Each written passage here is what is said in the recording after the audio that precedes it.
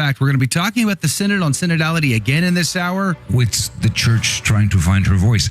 And so there's a we involved, essentially, in the work of the Synod, even more important than the many eyes that are there. Can we get another translator in here? Because I don't actually, what? I'm sorry, the we? A study group established by Pope Francis to develop a synodal way of discerning Catholic Church teaching on so-called controversial issues, including sexual morality and life issues, has proposed what is called a new paradigm that is heavy on situational ethics, but minimizes moral absolutes and established church teachings. It's like getting pulled over by a speeding ticket. I'm sorry, officer, was I not supposed to be speeding?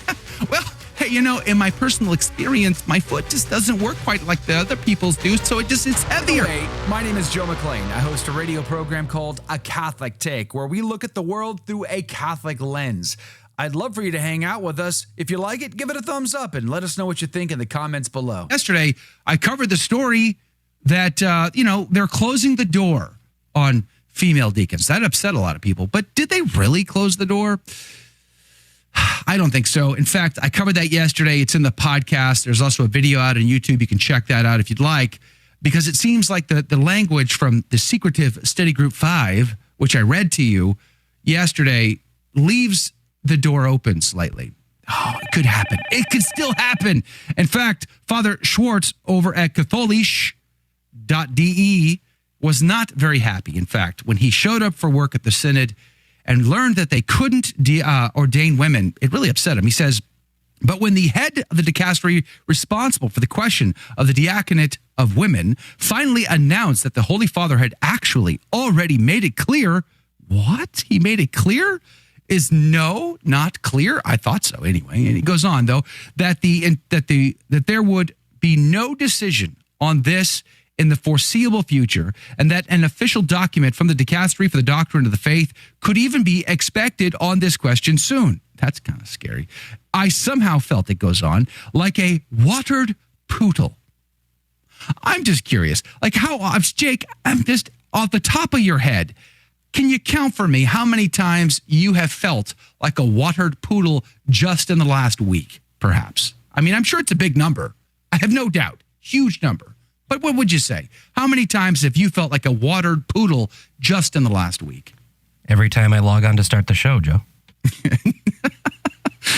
It's the strange, who says that? Maybe it's maybe in German it makes more sense. Oh, okay. It's a translation error. He feels like a dog that got water dumped on him, Das ist gut. Ja, das ist sehr gut. If I had cold water dumped on me, I'd feel pretty disappointed. I don't know. That just feels awfully strange to me. But anyway, it goes on. Because then there would be no need for a working group on this topic. As a participant in an assembly that is supposed to realize the principle of synodality and has the task of implementing synodality more deeply in all areas of the church, I was expecting a different procedure here. And I admit, I was pretty miffed. I like that. That's great. I've used that. I was pretty miffed, both in terms of content and the way the Synodal Assembly was handled. But I have another demonstration for you here, because the hits just keep on coming. In fact, yesterday, a journalist at the press conference wanted to ask about transparency, because in the panel, whenever they talk about what people are saying, they never name names. And the journalist is like, whoa. What am I supposed to do with this? Have a listen to this. Monsignor Flores, you have said that most trees grow at night. But if you don't have the next day the sun of transparency, you don't see the trees. So for us, it is very important to know during the General Assembly who is speaking, what is the context where he comes from. This is a message we would convey to you, because we can't work well if it's only with anonymous people which we don't know. During the General Assembly, as it was in the past synods, it's the context. Thank you. Yes, I can understand. Now, just hold on. This is Bishop Daniel Flores. He's a bishop on the Texas border of Mexico. And, generally he's known as a decent guy, but Listen to what he says and ask yourself one question. Am I getting clarity here? And then I have no special insight into this. However, I would say that the work of the Synod, as I have experienced this, I've understood what the Holy Father is asking us to do as delegates and as participating in different ways, is to do the work of trying to find a cohesive voice that is not my voice or that voice or this voice, but of this expression of the church's life, que es la voz de la iglesia que se está buscando in this particular moment, and it has many diverse parts. But at least as I'm understanding it, the way we want forward is that this should be the voice that we haven't found yet, because that's the work of the Synod, is to in some way represent the local churches and to reach a point where something can be articulated and expressed that is proposed to the Holy Father as an expression of what the churches are living today and what they hope for. And so, at least from the perspective of inside, with the church trying to find her voice. And so there's a we involved, essentially, in the work of the Synod, even more important than the many eyes that are there. Now, I speak for myself, but I do think that that's at least one way I approach this particular...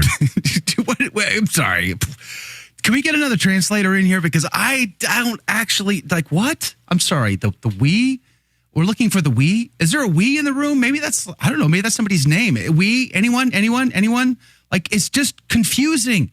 It's not clear. I think he's struggling to understand and articulate what His Holiness has asked them to do. I don't think it's clear in his mind what they're supposed to be accomplishing here. He seems to be struggling to find words to articulate what this is all about, which I think should be a clue as to what we're dealing with. The National Catholic Register, which, by the way, I will link to all of this in the show notes, has an article out, Personal Experience, Not Moral Absolutes, to steer Synod study group and their discernment on sexuality questions. Personal experience, not moral absolutes. If that's not a problem, everyone should say, "Hey, that's a problem." Like that, everyone. I think this is universal. We should all agree that there should be moral absolutes, because there is moral absolutes that steer these things. My personal experience with sexuality, well, that sounds like it's going to give a pass to a whole lot of people to commit grave mortal sins and just wallow in their sin and never be rescued from it. The gospel commentary today made it clear, even from the Navarre commentary, which a lot of people don't love the Navarre commentary, even that said we have to have a repugnance for the sins that we commit. We have to turn ourselves away completely back to God and away from our sin.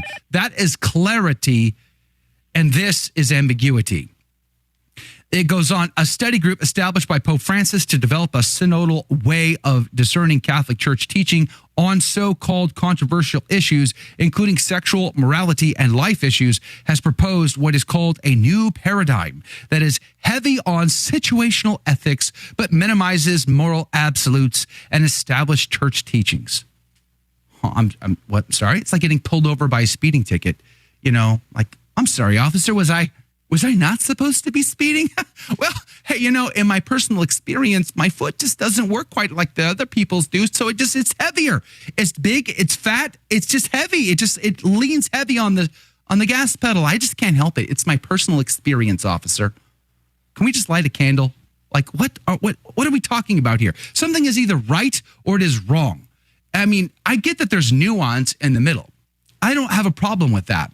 But when it comes to sexual ethics, we need to have reason guiding these conversations, not personal experiences.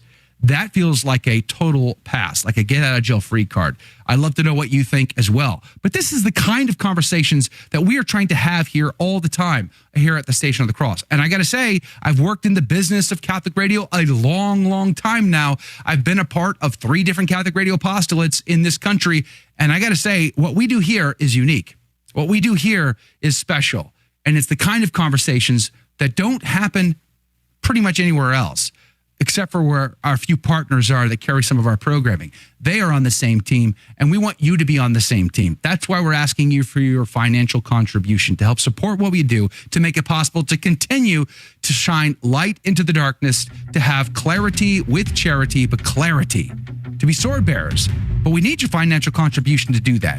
877-711-8500. Did you like that video? It's okay. You can admit it. It's perfectly fine. Hey, we cover the big stories of our day, from inside the church to outside the church to all points in between, and we do it from a Catholic perspective. It's called A Catholic Take. It's a radio program Monday through Friday. We live stream it right here on this channel, by the way, so make sure to subscribe, like, and share. We would be very grateful to you. And don't forget, you're going to want to watch this video right here because you don't want to miss anything.